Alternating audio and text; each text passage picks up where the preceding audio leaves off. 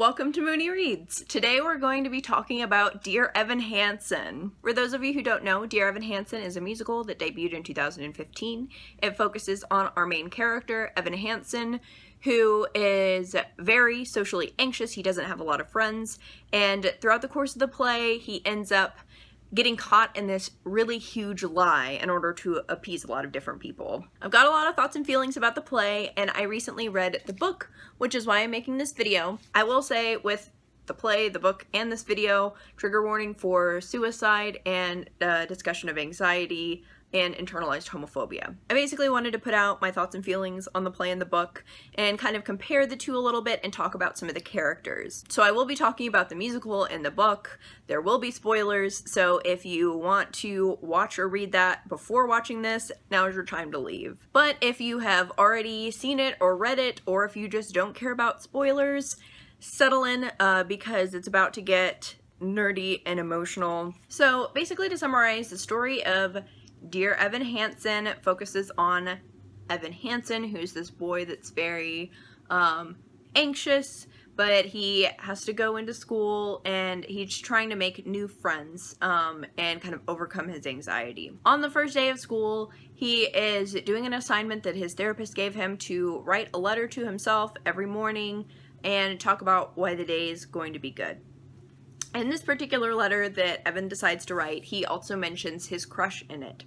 As he is printing out this paper in the library, her crush's older brother, who is this loner, stoner kind of character, comes by. He grabs the paper off of the printer to give to Evan, but ends up reading it and assuming that Evan had seen him in the computer lab and just wrote that in order to basically poke fun at him. After they argue, Connor storms off with the paper in his pocket. Now, shortly after this, Connor dies by suicide with that note in his pocket. So Connor's parents assume that the letter that Evan wrote is actually Connor's suicide note. When they talk to Evan, Evan kind of starts to explain at first, and then when they kind of don't believe him, he decides that it might be better to just play along with it, nod and agree with them, and then eventually he won't have to talk to them anymore. But this severely backfires, and he ends up just digging a larger and larger hole for all of his lies. As he's doing all of this, he's also finally getting to talk to the sister that he had a crush on, and there's a romance plot in there as well. But in the end, it ends up sort of blowing up in his face, as is expected. This plot very clearly relies on miscommunication. The plot by itself, I don't think is that good. Like, if somebody were to tell me about that plot, I probably wouldn't go out of my way to read this book. But as I've mentioned before, I am very much a character person and a theme person. So if those things are really good, I can overlook a plot that I might not be as interested in. So I'm going to talk about attributes of the musical, attributes of the book, and then I'll talk a little bit about which one I liked better and what I would have liked to see more from the story. Now, one of the big things that people associate with musicals, obviously, is the music. And I've got to say, the majority of the music in Dear Evan Hansen just fucking slaps. Like, it's as simple as that. I get really into the songs. I would say that I've probably cried to every album in the soundtrack, maybe with the exception of the baseball song. That scene could have probably have been left out entirely, but I digress. For me, the best song in the whole musical is probably Waving Through a Window. It just kind of hit me in a really special way because it absolutely highlighted pieces of social anxiety, for sure. The main character, Evan, one of the big, traits that he has is that he's really anxious. And I thought that that song portrayed that really well. Additionally, the metaphor of seeing through a window or through a camera, which is why the character of Mark from Rent speaks to me so much. That metaphor also speaks to my experience with dissociation. So, on a personal level, that's, I think, the best song. On a technical level, I won't probably say my opinion because it has been a decade since I've done any kind of music theory. I'll let somebody who knows more about that speak to that. All I can really say is which ones I like more. The way that musicals are, I think that certain things about plot and even characters can sort of be forgiven. Camp at least to some degree, is sort of expected. So with Dear Evan Hansen, some of the choices that he makes and the like hole that he digs himself into is really ridiculous, but you can look it over, or at least I can look it over for the sake of the musical and the music, and the different things that it talks about, because as much as this musical, I think, is about the importance of honesty to others, but also to yourself, but there are also a lot of themes about family, especially looking at Evan's relationship with his mom. You could also look at Connor's family a little bit as well. There are also a lot of themes about belonging or feeling included. I think that really comes out in You Will Be Found. Throughout the course of the story, one of the things that Evan ends up doing, kind of clinging to this lie, is that he decides to make this student organization basically with these other people who are wanting to preserve Connor's memory, but basically also to use it as a platform to make people know that they are wanted. Like, even if they feel like they're lonely, they're never truly alone. Which, you know, that sounds like an awesome reason to start the organization, but when it's all seated in a lie, that's where a lot of the problems come in, which is a larger part of the kind of honesty theme. But honestly, a lot of the decisions that Evan makes, especially after he's sort of gotten into this lie, a lot of the reasons that he ends up perpetuating this lie is because he wants to feel included in something.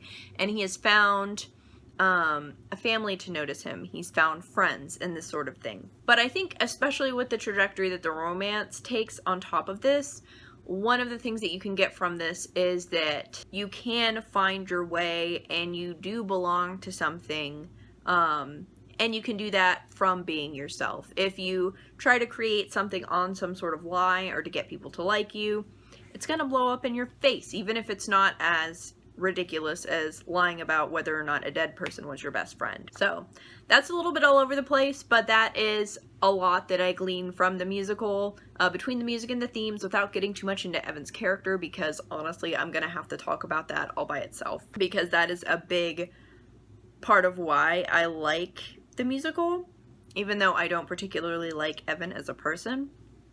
But like I said, we'll get into that later. Now, so far as the book goes, the book definitely follows the same plot as the play. I think it follows it really closely. It just adds extra context. You get more scenes that were in between some of the spaces. It sort of fills in time. It gives you a little bit of extra background for the setting, that sort of thing. So in this way, I think that a lot of this was a really good accompaniment to the musical. You also get to learn more about Connor's character, which is really cool, and it adds another layer to the plot because you actually get to know what happened with Connor before all of this happens and kind of what led up to his suicide. So the biggest things that you get from the book that you don't get from the movie is definitely focused around Connor. You get to learn about the fact that he did have other friends before then. You get to hear a little bit more about why he got kicked out of his old school, but also probably the biggest piece of it is that the person that he was closest with was more than a friend. He actually had a boyfriend. Connor was fluid, the boyfriend is gay. So there is this whole romance aspect to it, which the book talks about, but I would have loved for there to be something actually from Connor's perspective, not just little, like, small chapters after he died, but I want Dear Connor Murphy. I want to be able to actually know what his story really was, because there is so much potential in that plot that he had with him and Miguel, who was his friend slash love interest. So, well, I love that addition. I love that idea. I love what they could do with it. But what they actually did do with it, I don't think was enough to really do the idea justice. And I also think that its exclusion from the musical is kind of a problem. Now, the book was created after the musical, so all of these aspects of Connor's character might have not even been fleshed out. I don't know. Now, because of that, this kind of feels a little bit like it was shoehorned in after the fact, kind of like when you have a book and the author decides after the fact, well, actually that character's gay, while giving them no gay plot lines. This isn't the exact same thing, because at least they wrote a book and put it in there, so it's technically canon. However, I think the musical could have gone a lot differently if they'd actually put that in there, or at least insinuated a little bit more.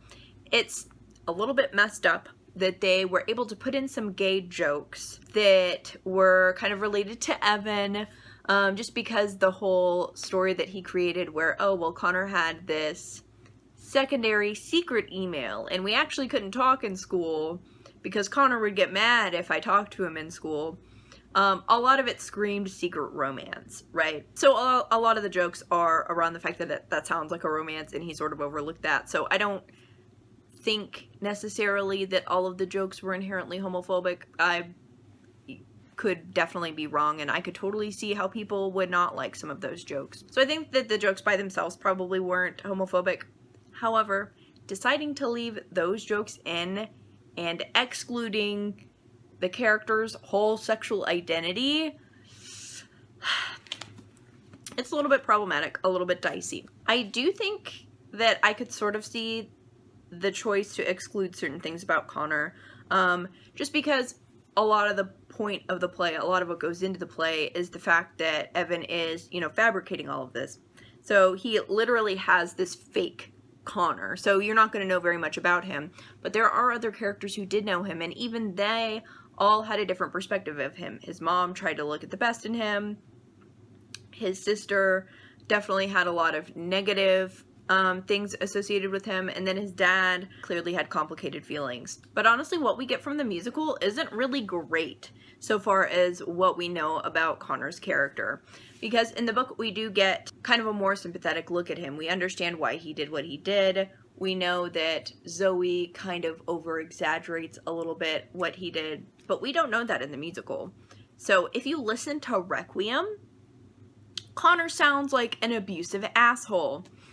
A probably mentally ill, abusive asshole who maybe could go to therapy, but regardless, yelling and threatening to kill her, that's pretty fucked up. And the idea of Evan creating a whole new persona for this abuser is just incredibly disgusting. So I think that that choice, whether intentional or unintentional, if they hadn't really developed Connor at that point, definitely makes the musical seem a lot darker. It makes Evan's choices seem a lot even more fucked up than they are already. So with all of that being said, which one is better, the book or the musical? Most of the time when things are like book to movie, I would say 90% of the time I probably prefer the book to the movie. However, this is a little bit different because the musical was first, not the book. And it's also different because it's a musical. And I think that's a very different medium than a movie or even a play in some regard. The music within musicals adds a whole other layer that you can't properly capture in a book. I think that if I had picked this book up with no knowledge of the musical and just read it for the characters and the plot, I probably would have not liked it that much, honestly. I don't really like the plot. The character of Evan, which I have not really gotten into, but the character of Evan really hits way too close to home in a lot of ways.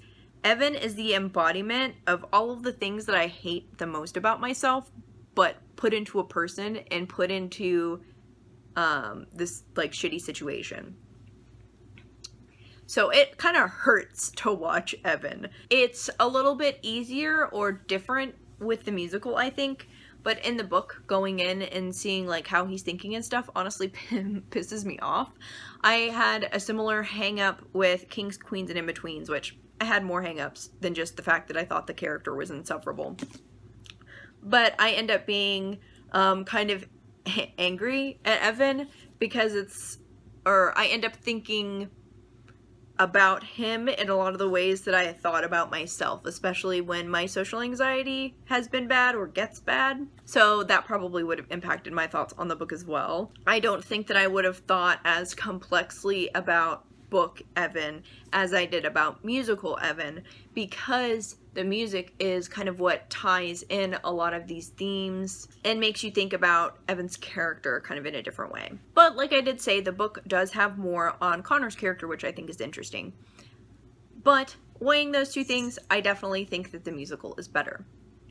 Which is kind of expected since the book came second, I think. Now, I do have a few other thoughts and feelings on the book in the musical. Now, the character of Evan was interesting to me in a lot of ways because, like I said, he represents a lot of things that I hate about myself. So it is easy to look at him and like criticize myself through a certain lens. I think specifically looking at his selfishness and how embedded, especially at the beginning of the play, his selfishness and anxiety were, is definitely worth looking at. To me, that's not something necessarily about all anxiety, but my personal experience of anxiety, that's something that I'm learning and trying to unlearn. Additionally, his habit of lying is something that I felt really called out about.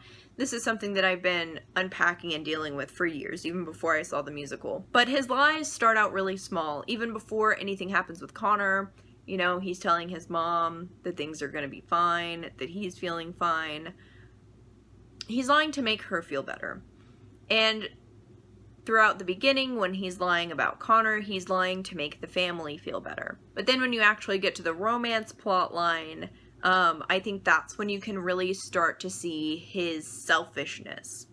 And you can see that part of his lying is because of some of the gains that he's making. And, you know, it might have started out with good intentions in the forefront of his mind. That layer has always been there. And that's more apparent after you kind of see the romance piece. I think that that's the only benefit of that romance, because the fact that he tried to romance this girl is like just fucked up on a lot of different levels. I think in a lot of ways that's kind of the point of the romance.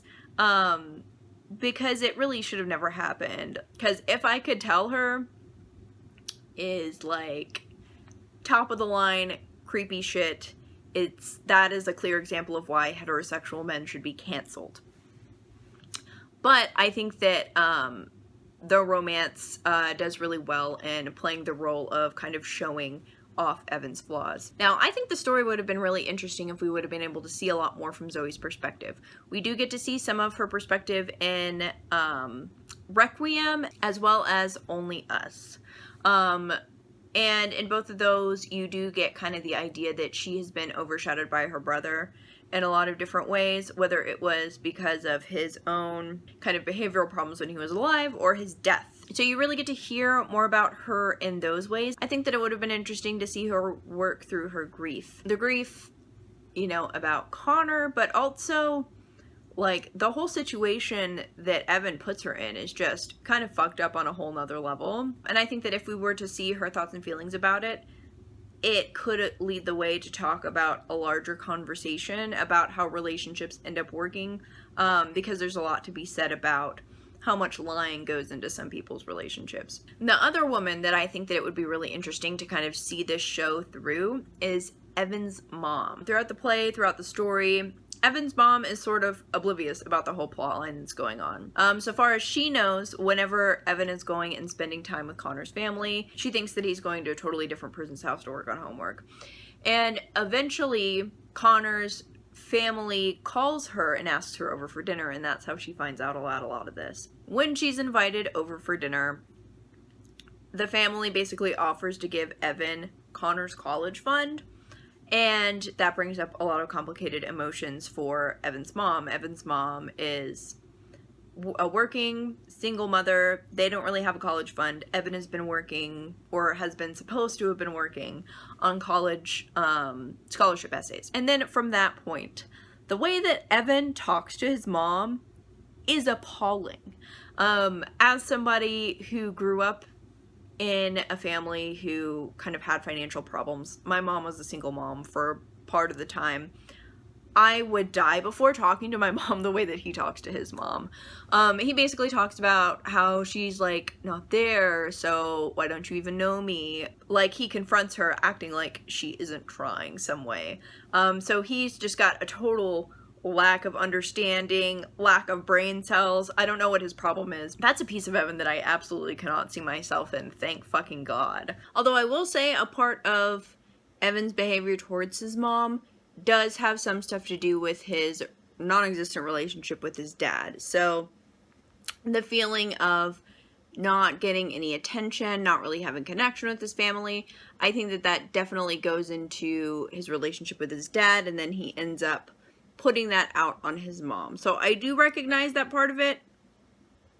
but he still acts like an entitled asshole. But seeing that level of entitlement and then being able to hear a little bit more about his mom's perspective, I think would just have been interesting. We do get to see some of his mom in Anybody Have a Map and Words Fail. We get to see some of her perspectives and a little bit more backstory. But I just would have loved more on that, more about what it was like being a single mother. Really, the plot is sort of irrelevant. The actual plot of Dear Evan Hansen is sort of irrelevant for that. I just think that with the pieces of her that we get, there could have been a larger conversation and it would have been interesting to see. Now at this kind of point that I'm making of, oh, you know, we should look at Zoe and we should look at Evan's mom, I'm not saying the play is bad because it didn't focus on Zoe, or the play is bad because it didn't focus on Evan's mom. I'm just saying that it would have been cool, and some of the songs do peek into that. So probably the writers had an idea that looking at these different perspectives would be good, but there's only so much time you have in a musical, or any other medium for that matter. However, the choice they did make to focus on basically this entitled straight white boy is interesting. Like, I know he's the center of a lot of the plot that's going on, so like I understand it, and I'm not saying that they shouldn't have. I'm just saying there are more interesting potentials for the story. And as much as I really like Dear Evan Hansen, I really enjoy the musical, I really enjoy what it says, and I enjoy being able to do self-reflection by looking at Evan, but I do think there were some missed opportunities. Both of those things can exist at the same time. So far as the book goes, I think the missing potential there was to look more at Connor's story, especially since, I mean, clearly they had that in mind. Pieces of Connor's story were there. I think that they could have really expanded on it, and it could have been not just more interesting, but I think that they could have said more kind of about homophobia, internalized homophobia even, and kind of how that adds layers, especially when you already have self-confidence problems and mental health problems on top of everything else. I could probably talk about this way more, but it would end up just being me rambling more about Evan's character and probably oversharing. So I'll leave it at this. Hopefully you thought this was at least a little bit interesting. If you have seen the musical or read the book, definitely let me know what you thought down in the comments. If you have read any other books that are based off of musicals or books that were turned into musicals, let me know which ones they are and whether or not you like them. Thank you all so much for watching. Bye.